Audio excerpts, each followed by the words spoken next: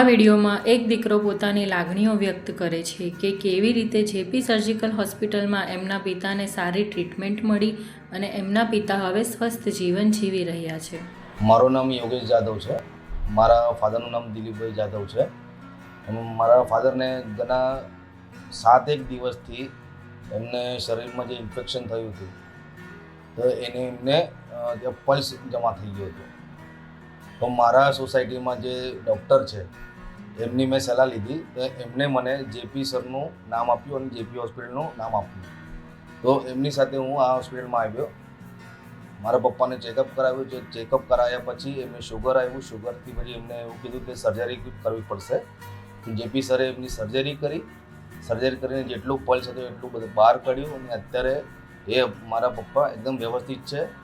અને અહીંયા હોસ્પિટલમાં પણ જે સારવાર મળે છે નર્સ તરફથી કે ડૉક્ટર તરફથી જે સુવિધા મળે છે એ બધી સારી છે. એટલે હું પણ બીજાને પણ કહું છું કે એકવાર આવી પણ કંઈ પ્રોબ્લેમ આવે તો જેપી સર પાસે આવીને મળો, એમની સલાહ લો અને એમની પાસે સારવાર કરાવો.